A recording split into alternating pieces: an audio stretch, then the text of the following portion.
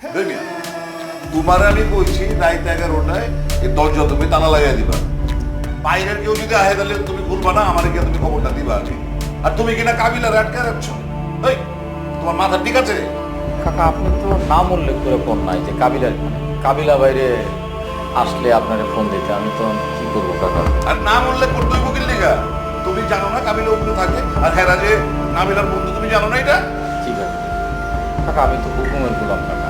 মানে আপনি যদি আমার মার্ডার করতে পারেন, আমি কাকা মার্ডারও করে দেবো কাকা। আমি তোমার মার্ডার করতে কমু কি লিগা? হ্যাঁ, আর তুমি বা মার্ডার করবা কি লিগা?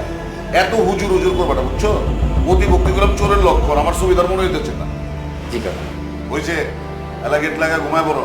কাকা আরেকটা কথা, কাকা আমি যখন রাইতে বেলা ঘুমা যাই তখন আমার নাকের মধ্যে গন্ধ আসছে। বিতলামি কোনো জায়গা পাবো না। জানি না, সত্যি সত্যি গন্ধ পাই। হ্যাঁ, এটা হচ্ছে তোমার নাকের সমস্যা। এই নাক দিয়ে তো কোনোদিন ভালো কোনো গন্ধ পাও নাই, খালি গন্ধ পেয়ে পাইছো, ভাবি যে গন্ধ পেপা। আরে বাড়ি মধ্যে আমার ফুলের কাছে ভরা, তো ফুলের গন্ধ পেলাম না। আচ্ছা কাকা ঠিক আছে, এখন থেকে আমার নাকে কাকা খারাপ গন্ধ নেব না, আর কানেও আমি কোনোদিন খারাপ গন্ধ।